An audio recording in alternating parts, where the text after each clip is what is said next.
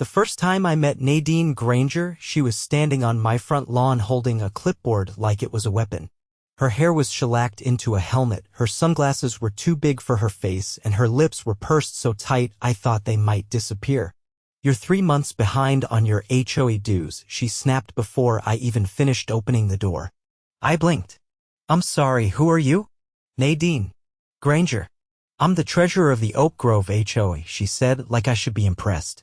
"You owe us $450. I left notices." I stepped outside and looked around. My property sat on the edge of Oak Grove. Technically, the HOA line stopped at the creek that ran behind my house.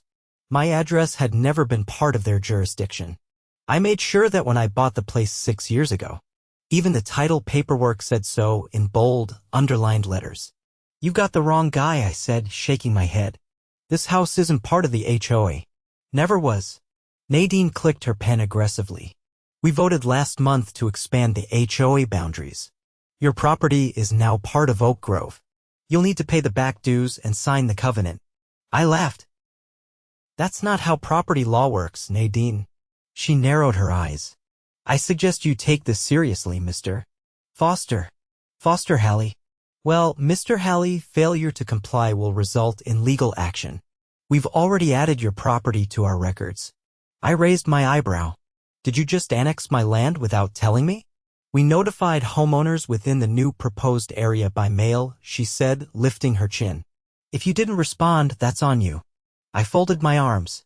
"No, see, that's on you. Because you don't have the legal authority to do that. I'm not part of your HOA." End of story. She scoffed. "You'll be hearing from us." And she stomped off, heels stabbing into my grass like she was trying to punish it. I figured that was the last of it until a week later I got an envelope in the mail. Oak Grove HOA letterhead. Inside was a bright red invoice for HOA dues, late fees, and a non-compliance penalty for not trimming the wildflowers near my fence line. Grand total? $675. That's when I got out my own clipboard. See, the thing Nadine didn't realize was that her little HOA expansion included a stretch of my pastureland 10 acres I leased to a friend of mine who runs a small goat farm. And if she thought her imaginary boundaries gave her rights, that meant she just claimed responsibility for it. So I drafted up an invoice of my own. Grazing rights, $150 per goat, per month. I counted 17 goats last time I checked. That added up to $7,650. I hand-delivered my invoice to Nadine's front door, addressed personally to her as acting representative of Oak Grove HOA. I made sure to include a friendly note at the bottom, "Payment due in 10 days or I'll begin legal proceedings." 2 days later, she came storming up my driveway like a tornado in a pantsuit. Nadine didn't knock. She jabbed the doorbell 5 times in quick succession like I owed her money in quarters. The moment I opened it, she shoved a folder into my chest. "You're out of your mind," she said. "Good morning to you, too," I said, flipping open the folder. Inside were what looked like meeting minutes, a cheaply drawn map, and a blurry photograph of a dry erase board. All of it supposedly showing that Oak Grove's board had voted to extend jurisdictional oversight to include my property. "You really think this will fly in court?" I asked, holding up the photo with 2 fingers. She snatched it back. "You're the one who threatened legal action." "I didn't threaten. I invoiced. You can't charge the HOA for grazing." I leaned against the doorframe. "Actually, under Missouri Revised Statute 437, Section 21A, if an organization assumes responsibility or control over land it doesn't legally own, it's considered an encroachment. That includes usage rights, maintenance expectations, and liability." Her jaw clenched. "You're bluffing."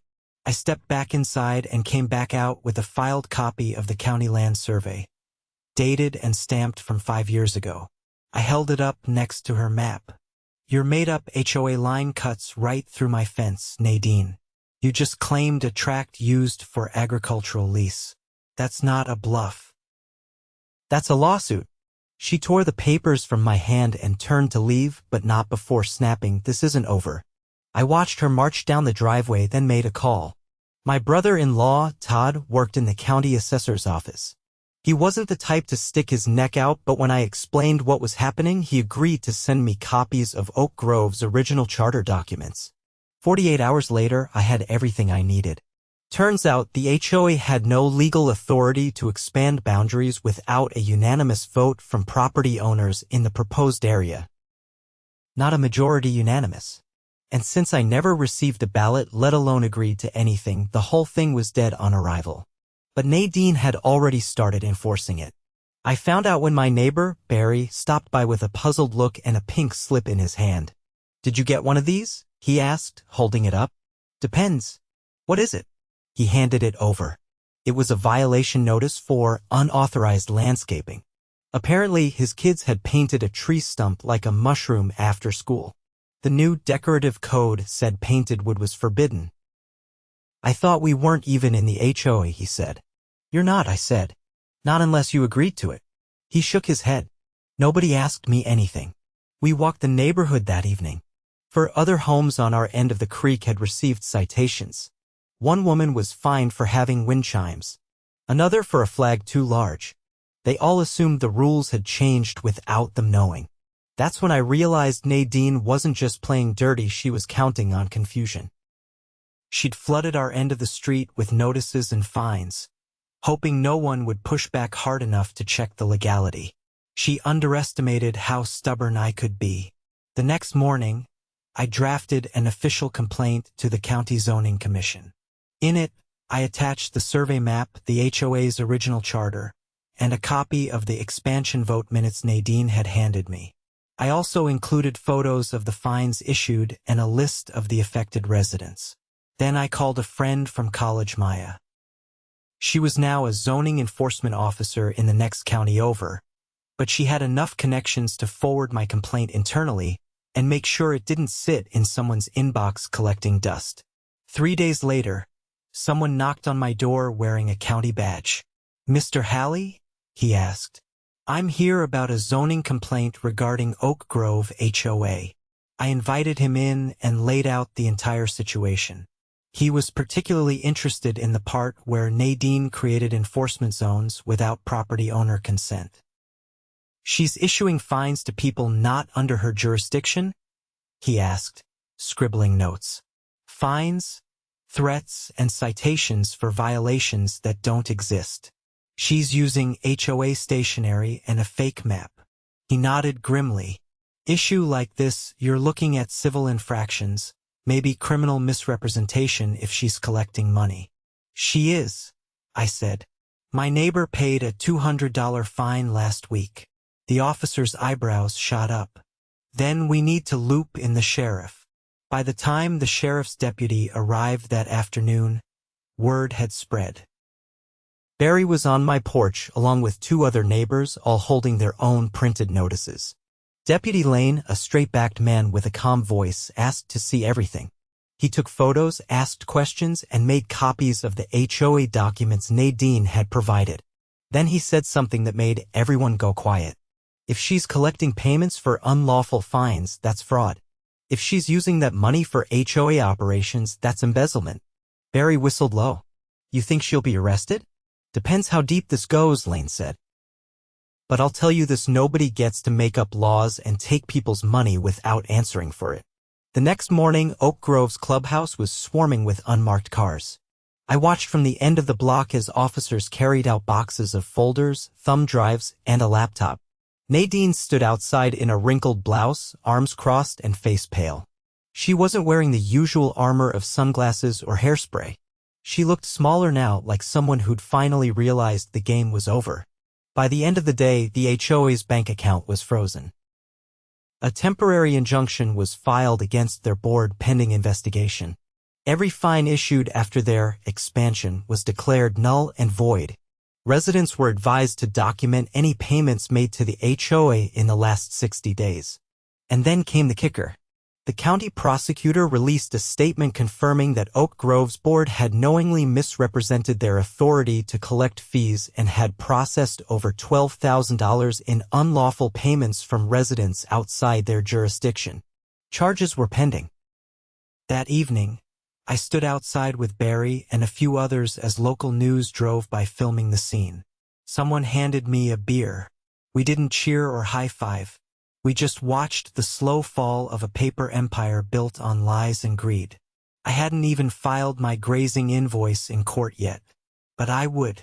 Because if Nadine wanted to play land baron, she'd better be ready to pay for it.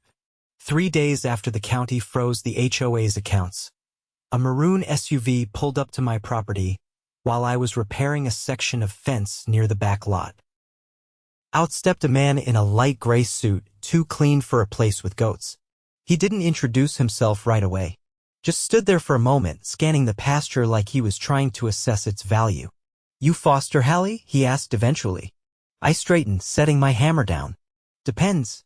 Who's asking?"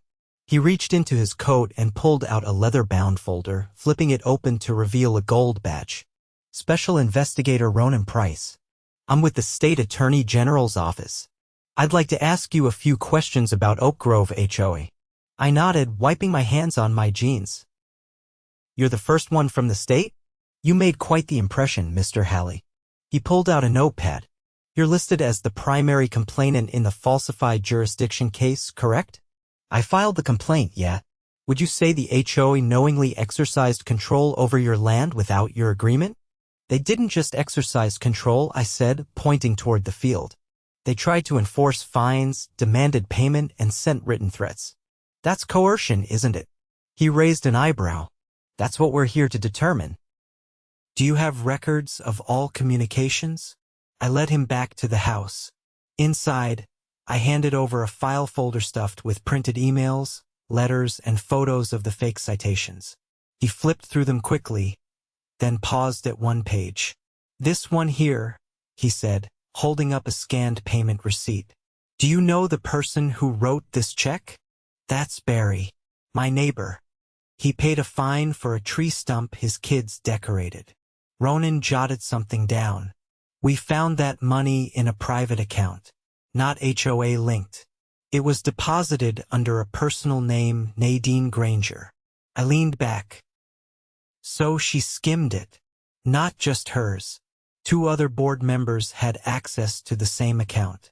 We're talking about more than 20 separate payments, all routed through that detour." He closed the folder and gave me a sharp look.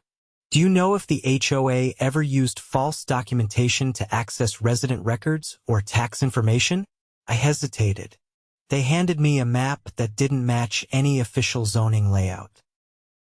"And I heard from a neighbor that someone from the board requested property blueprints from the county office last month, claimed it was for compliance verification."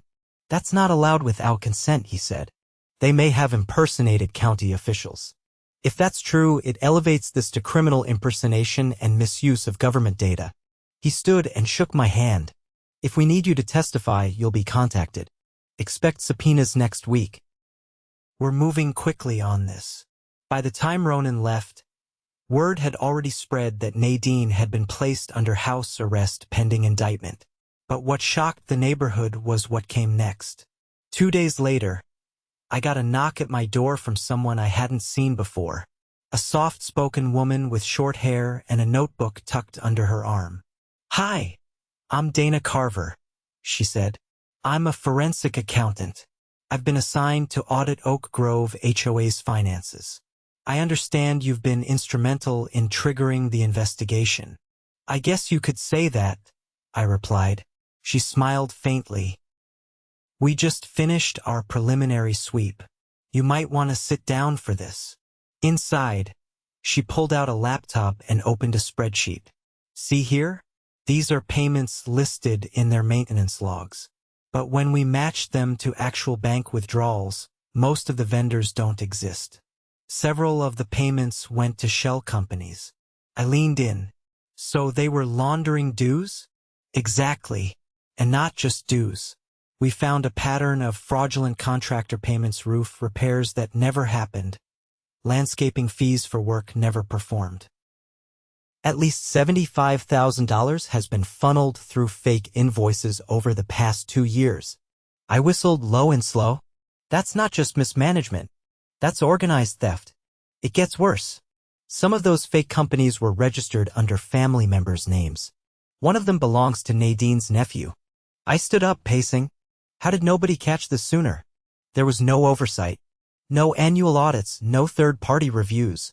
They never even filed proper tax returns for the HOA as a nonprofit. It's a mess. Dana closed her laptop. We're recommending a full dissolution of the HOA. Once charges are filed and the court appoints a receiver, any remaining assets will be distributed back to the residents. And what happens to Nadine? She's facing charges on at least 4 counts: wire fraud, embezzlement, criminal impersonation, and tax evasion. If convicted, she could be looking at 15 years. I didn't say much after that.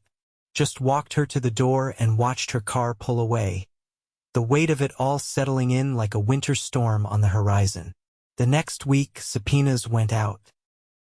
I was called in first, appearing before a grand jury in the county courthouse. The bailiff led me to the witness stand, and for the first time, I saw Nadine sitting at the defense table, flanked by 2 lawyers who looked like they'd rather be anywhere else. She didn't look at me, just stared straight ahead, her once perfect posture slumped under the weight of the charges. The prosecutor, a sharp-eyed woman named Lillian Voss, asked about the grazing invoice. I explained the principle, how Nadine's false claim over my land meant she was on the hook for the usage rights. And did you ever receive payment? She asked. No, but that was never the point. I wanted to prove she couldn't just fabricate control and expect people to cave. Lillian nodded. And did you ever agree, in writing or otherwise, to join the HOA? Never. In fact, my deed explicitly excludes HOA affiliation. She turned to the jury. Let the record show that the defendant attempted to collect payment from a property she had no legal right to govern. Afterward, I stepped out of the courthouse to find Barry waiting on the steps with a folded newspaper under his arm. Front page, he said, handing it to me. The headline read, Local HOA President Indicted in Massive Fraud Scheme. Below it was a photo of Nadine being led out of her home in handcuffs. Turns out the state had decided to make an example of her. The Attorney General himself held a press conference outlining the charges, naming not only Nadine but 2 other board members. All 3 were accused of orchestrating a deliberate scheme to expand HOA territory illegally, falsify documents, and funnel money through fraudulent entities. But the story didn't end there. A week later, a county judge issued an emergency order dissolving Oak Grove's HOA in its entirety. A court-appointed trustee was assigned to handle all remaining assets and debts, including the return of improperly collected fees. Dana returned one last time, this time to deliver a check. Restitution, she said, handing over a sealed envelope. Based on the amount you were falsely billed, plus a portion of recovered funds. It's not everything, but it's a start. I opened the envelope. $2,500. Not bad for a pasture full of goats, I said. She laughed. You've got a knack for land law, Mr. Halley. Ever considered running for city council? I raised an eyebrow. Only if they let me wear flannel to the meetings. That night, the neighborhood gathered in Barry's backyard. No agenda, no arguments, just food, folding chairs, and laughter. Someone had set up a projector playing clips from the news coverage. Every time Nadine's face flashed on screen, someone booed. But it wasn't mean-spirited. It was cathartic. As the sky darkened and the fire pit crackled, I looked around at the faces I barely knew before all this started. Families who had felt helpless. People who hadn't known they could say no. Now they did. And Nadine? She was facing trial in the spring. Her lawyers were scrambling to negotiate a plea, but with the mountain of evidence piling up, bank records, forged documents, and over 20 witness statements, the DA wasn't budging. Let her try to explain to a jury why she billed a goat farmer for wildflowers and wind chimes. She picked the wrong pasture this time. The courtroom didn't feel like justice. It felt sterile, pale walls, flickering fluorescence, and the quiet hum of ventilation that filled silences like a breath being held. But the gallery was packed. Not with reporters this time, but with neighbors. Folks from both inside and outside Oak Grove sitting shoulder to shoulder, waiting to hear the outcome of the trial they'd all gotten dragged into. Nadine sat at the defense table in a navy blouse that hung off her shoulders like it didn't belong to her. She looked tired. Not the kind of tired you fix with a nap, but the kind that sinks in when the scaffolding you built your whole life on starts to rot. The bailiff called the court to order. The judge, a broad-shouldered man with tired eyes and a no-nonsense tone, entered and took his place. Case number 3972, he said.